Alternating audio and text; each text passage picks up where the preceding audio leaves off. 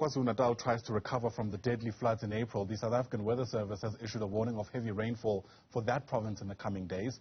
More than 400 people lost their lives, 88 others, I think it's 188 others, are still unaccounted for. But can KZN handle yet another disaster?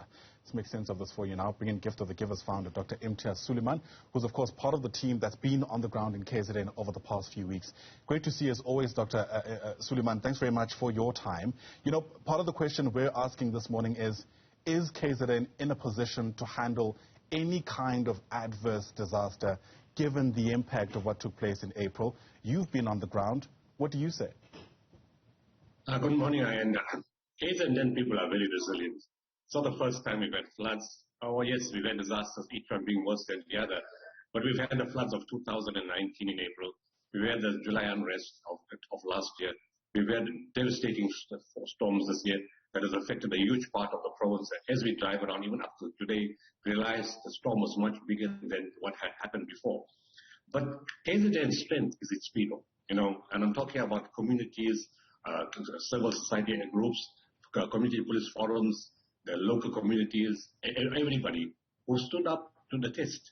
And all the difficulty, they mobilized. They did not wait for government. They didn't wait for disaster management. They just got up and did it. And that's the test, that no matter what hits us, whenever it hits us, we will stand up to the test. Yeah, you can't change the roads now. You can't change the weather patterns. You can't move people away from the low-lying areas. It's going to take a period of time to do that. You won't have more boats. You won't have more helicopters. It's only 4 weeks since the last storm hit on the 11th of April. So we won't have all those things that we need to deal with the disaster. But what we do have is the resilience of the people. People have started fixing bridges themselves. They're fixing their own homes themselves. They're providing water tankers themselves. You know, they're providing food for each other. Up to now, 4 weeks later, people are still providing food and hygiene products and helping each other. So yes, no matter what hits us, from a structural point of view, we may not be able to withstand it.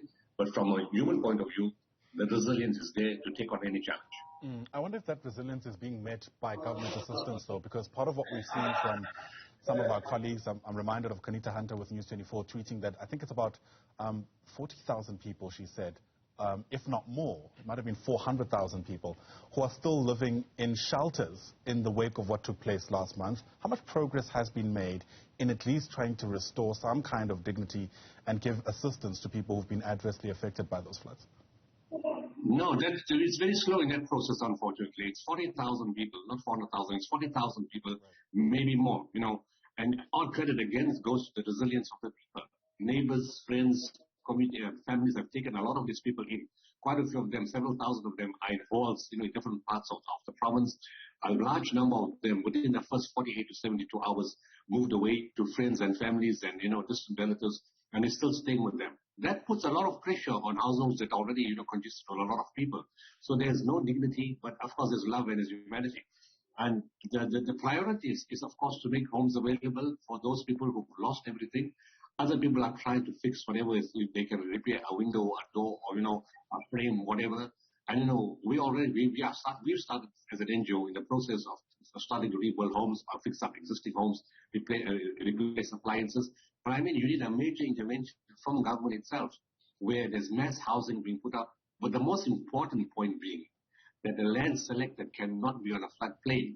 So it will take a slightly longer discussion where the people who get the land will have to be in agreement where they're going to be replaced or rehoused. They don't want to be too far away from where the kids go to school, where the taxi routes are, or where they work from. So it has to be a negotiated arrangement. But it's 4 weeks gone. This thing should have started some time ago, you know, within the first week after the floods came. And that hasn't happened. I mean, I'm not sure how long this is going to take.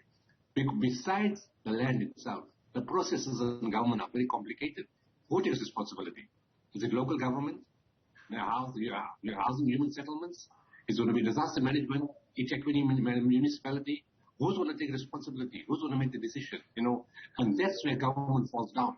Their processes are too slow. They don't have an organized system. They don't have a mechanism where disaster means act fast. You can't declare a national disaster and still take time about it. What's the point of even declaring it a disaster? And 3 words government doesn't understand: urgency, emergency, and disaster. But several houses should have been up already by now. You know, schools should be starting to be repaired. Water should be fixed. Yes, in some areas they are, I can't say they're not. But in terms of housing, we're way behind. Sure.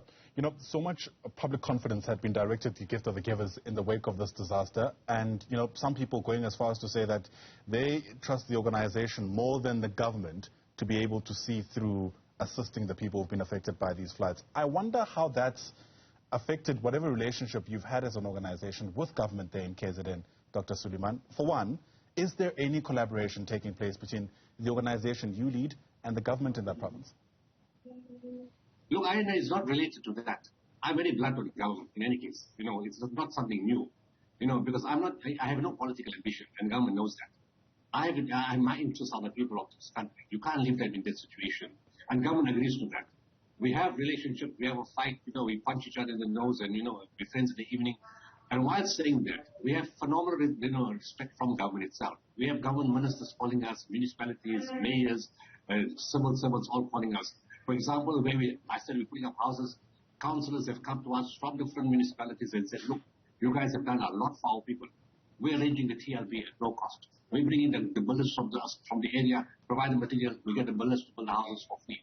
We'll put some money from our funds. We have that kind of relationship. Thank you very much for getting involved in willing to bridge that on this, that, and the other. No, we will have no problem with us. You know, there's no issue on policy about not getting assistance. So there is a willingness inside government. There are those who are really keen to do the good, and the others who feel, you know, they're being sidelined, and, you know, they're being put down, they're making people are making them look stupid. You need to do your job. There's no time to be feeling sorry for yourself. Because ask yourself one question. If it was your mother was there, your child was caught up with a difficulty, your uncle, what would you do? Sit for 4 and 5 weeks and twiddle your thumbs? Or you'd go out of your way to make everything possible? Government institutions, Mangosuthu University of Technology, hospitals, everybody's totally cooperative. But by far and large, we haven't had any hindrance. You know, as outspoken as I am, we haven't had any hindrance from government. People want to work together. They're willing to work together. It's just some of those officials, you know, who feel sidelined, and there's nothing we can do to help them. I'm sorry. All right. It's good to hear that at least there's still some of those who are pushing ahead with some collaboration for the benefit of people in KZN. Dr. Imtiaz Sooliman, always great speaking to you, sir. Thanks for your time.